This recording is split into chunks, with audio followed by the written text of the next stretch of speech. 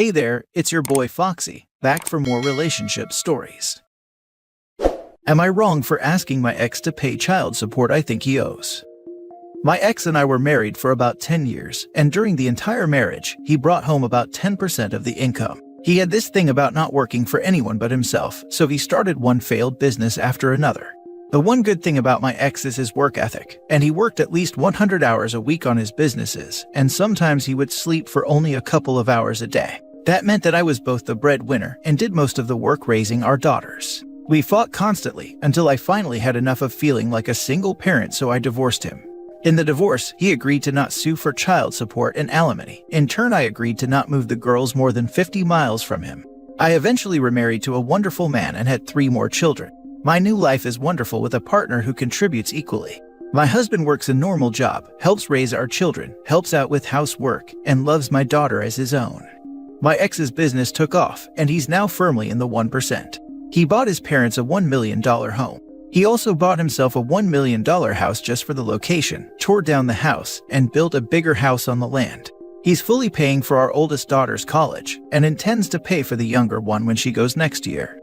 The problem is, my husband got laid off about 6 months ago, and due to the state of the economy, has been unable to find another job in his field. Money is getting tight, and we had a discussion. He brought up the fact that my ex was a deadbeat during our marriage, and now that he's doing well, he owes me money. I agreed, so I brought it up to my ex and asked him to pay me for all of the years I paid for him. He had the audacity to actually laugh in my face. We got into a huge argument, and now our daughters are mad at me. I told them they're too young to remember me paying for all of the groceries and our rent. They're too young to remember the weeks upon weeks that I was the only one home to take care of them. I told them they see their dad as he is now, not as the guy back then who begged me for gas money. I'm not asking him for money out of the blue. I supported him for 10 years and basically raised our girls alone. I think he owes me for that and told him so. Now for the top comments. You're the idiot. Asked him to pay me for all of the years I paid for him. That's not how it works. You cannot ask for your money back. You accepted to financially support him at the time, and unless you have a contract with him, he doesn't owe you anything. The only thing he owes you is the child support a judge or a mediator will decide is fair. No more, no less. Also, he agreed not to sue you for child support years ago when he was poor. If you decide to go in front of a judge for child support, the judge will take those years of you not paying into account, and you might end up having to pay him big time. The ex made 10% of her income, so he was definitely due alimony and child support.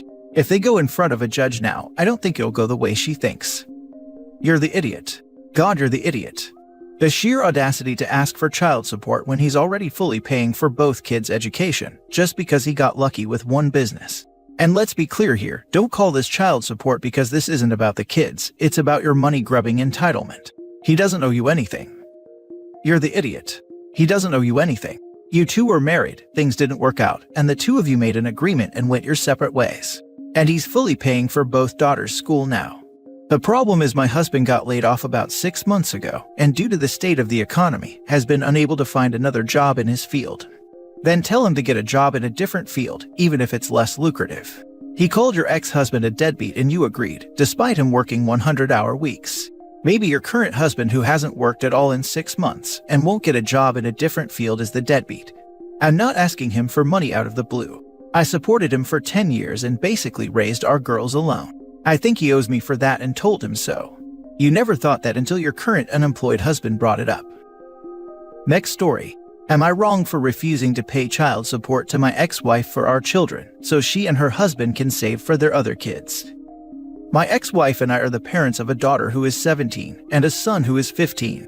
We share custody of our kids 50-50, and we have been divorced for 13 years now. Neither of us pays child support because we have equal time with the kids, and we split the costs of everything: school, medical, dental, extracurriculars, etc. I opened up bank accounts for my kids when each was born, and I have saved from the get-go, but around 8 or so years ago, I came into some money because I was injured at work, and I put that money into their accounts. As well as this, a relative died 4 years ago, and I was left a sum of money that also went into the accounts for my children. The money I have now saved for them will help them tremendously in their futures, whether they go to college or not. My ex-wife remarried several years ago. Her stepdaughter is 16, she's got a nephew of her husband's that they are raising who is 14, and she has a 7 and 5-year-old with her husband. Ex-wife wanted to talk to me about college for our kids, and she told me that she and her husband had told all their kids that community college would be the most affordable option for them, and that they would get as much help as possible, but a more expensive school would be tough on them. I told her that our kids would have that option if they wanted it, because I have saved a more than healthy amount for them. She asked me why I never told her sooner, and I told her because I was taking care of our children, and it wasn't something she needed to know. A few days after this talk, she called me, and alongside her husband, said that they would like me to pay child support for our kids so that they can save more money for their other children's futures. I told her I was not going to pay her child support, just so she could support the other children in her home. Her husband told me I could always offer to split the money between all of the children. I told him I was not paying for his kids to go to college. I told them I only had a responsibility to my children. I told them if they wanted to save more money, I would happily take the kids more if my kids want to spend more time at home with me. Ex-wife called me cruel and said keeping 50-50 and paying money so our kids' siblings can go to college should be a no-brainer for me. I told her the day I have an obligation to help her support her entire household is a day in another universe where we never broke up. But we did, and she has to accept she is equally responsible for our kids as me. They both told me I was a jerk, and even though I feel like I'm crazy for asking, I must ask, am I wrong?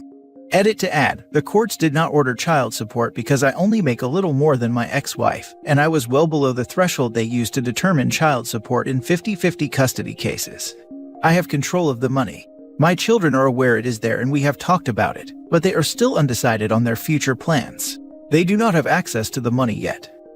Not wrong. Also, I'd be extra careful with the college funds. Your kids could be bullied into sharing with their step and half siblings in the future. This OP needs to keep control of the money. Pay the college bills, tuition, room, etc. directly for the first year or so. If he passes all the money to his kids, they may be pressured to give some to the other kids. My son's grandmother left a substantial amount of money to my son's dad, and he allocated a large amount for my son to get a start in life, which included covering college and money left over for major expenses including a down payment on a house in the future. My ex would give my son essentially a payday twice a month for my son's needs, and it was adjusted based on my son's expenses when he moved into an apartment etc., but only allocated large amounts based on needs such as tuition etc. It worked out well while my son was in college. This is an excellent option, and therefore is a good way to maintain control of the money. Not wrong, and they are trying to sucker you into paying for their kids. Don't budge. Her ex and her husband are on different planets. Paying child support for their kids is easier for them than for you, and you can't afford to send their kids to college. We take no responsibility for any of their abilities. The claims they make here are absolutely amazing. Next story. Am I wrong for telling my sister that neither her nor her family are welcome to celebrate Christmas with us? I, 32 female, am a mother of 2 kids, 5 female and 2 male. I do not get along with my family. Actually, I've been no contact with my parents for more than 10 years.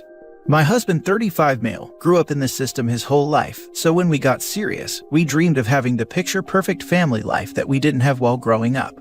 I have been doing everything I can to make Christmas magical for my small family. Every room is decorated including bathrooms, elaborate lights and decorations on the outside.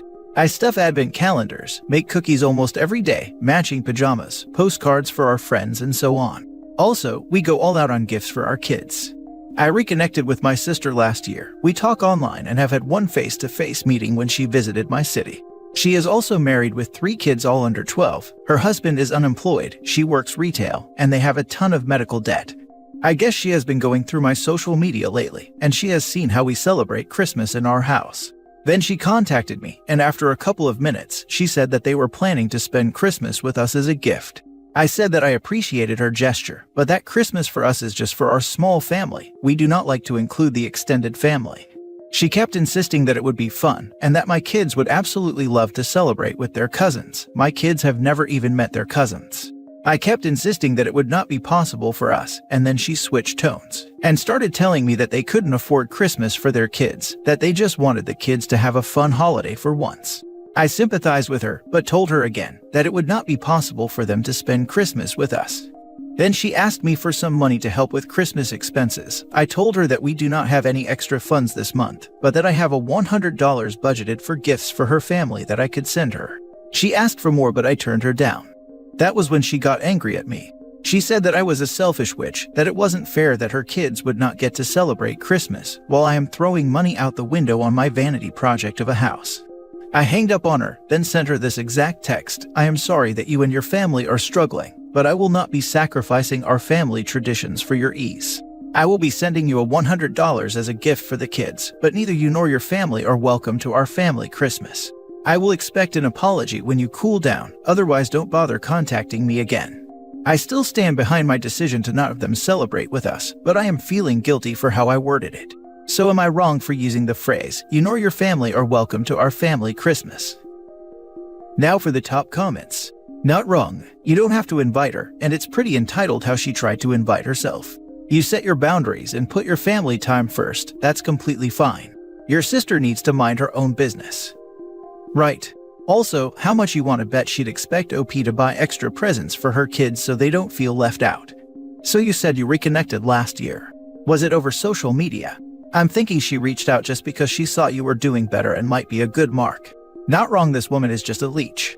You reacted exactly right and stick to your guns. The more you give into this woman, the more she's gonna expect. She is jealous and after handouts. You have worked hard as a family unit, so you deserve your happiness without letting jealousy ruin the happiness of you and your family. Not wrong. Not only is it rude to invite you and your family over, it's worse to insist on it after being refused. No is no. This is how you get no contact like you just did. And the $100 is very generous. I wonder why her husband is unemployed. That is likely part of the reason why they are not having a good Christmas. And many of your vanity projects for Christmas can be done fairly inexpensively yet look pricey, especially if you do it yourself and get goods at sales and thrift stores. She doesn't know how much you spent, etc. I hope she doesn't know where you live. They may show up as a surprise Christmas gift, so be ready if it happens. If they show up out of nowhere, they will not be getting in, and might even get the police called on them for trespassing. Absolutely this. We had a family member who was notorious for just showing up to crash at families' homes. He was beyond offended when he tried that and got escorted by the cops off my property. Last story. Am I wrong for not sharing ownership of my dream car with my boyfriend? I entered my current relationship with a car I purchased while I was in college. At the time, my boyfriend did not have a driver's license or vehicle of his own. For a year, I pushed for him to get his license, offered to teach him in the little banger I had, even drove him to the DMV and bought the book for his G&M license. He neglected to even open them. After getting tired of paying for repairs on this car, a 2008 Yaris, I decided to go to a dealer and trade it for a newer car, a 2016 Juke. Again, I offered to teach him to drive and pushed him to take the test for his G1. After almost a year of owning the new car, he finally went and got the G1, and I started giving him driving lessons. But after a year, I got a job making far more money than I had been, and had also saved multiple years' worth of tax returns to be able to put a down payment on the car of my dreams, a 2-door Wrangler for off-roading. My boyfriend is atrocious with money, has been bankrupt in the past, overspent on money to the point of me needing to cover 100% of bills, often leaving me to make the choice between making a car payment or pay for groceries. We had a plan to purchase him a car with a loan he was approved for, but in his time off, spent all $15,000 of it. Frustrated, I drove to a Jeep dealer and traded the Juke for a Wrangler, making myself the sole owner of the vehicle, not wanting to have his irresponsibility affect my credit any longer. He blew up, saying that the Juke was his, and it was the car he was supposed to learn to drive in, and I was supposed to keep it and keep making payments on it so he could have a car too. Angry, I told him he wasn't allowed to drive the Wrangler, mostly because her is very neglectful on the road, and I had upgraded to steel front and rear bumpers and didn't want him to off someone. I made him borrow a friend's accent to learn and get his G2. I feel like the a-hole for not including him on the purchase, nor allowing him to use it when we are in a relationship, but felt my financial responsibility deserved to be rewarded and protected. You need to dump him. He's entitled, completely untrustworthy with money, mooching off of you shamelessly, and too incompetent to drive. Not wrong, but why the heck are you still with him? Can you seriously see a future with this person? There is no future with this dude. Not marriage nor kids. And not even next month's rent or groceries. Why stay? Yo. OP, your boyfriend is like a 2008 Yaris. He got the job done, but mostly you're just dumping money in to keep him alive. He's not a partner, he's a dependent. Now, imagine going out to the boyfriend dealer and picking out a new one. He'd have that new boyfriend smell. You can get one with steel-toed boots, which is great for rough terrain. Maybe find one who also likes being smart with money. You've got a chance to upgrade here. Not wrong if you take it. Did you really have to ask if you're an idiot for not putting your boyfriend's name on a car you 100% paid for? I hope you're like 19. I'm 26. I probably have myself to thank for everything I allow after not seeking proper help post-fleeing a violent relationship. I am being medicated for anxiety and PTSD now though. Listen, I think people throw this accusation around on this sub too much, but I'm gonna say this because you have a history of intimate partner violence. His implying he was entitled to your car because he wanted to use it, and becoming enraged as a result, feels very much like the early stages of emotional mistreatment to me. Ask yourself honestly if you're downplaying his controlling and manipulative tendencies, because they're not as bad as the physical harm you've suffered before. I have a strong hunch that's what's going on. You should get the heck out. You know it won't get better, and it will probably get worse.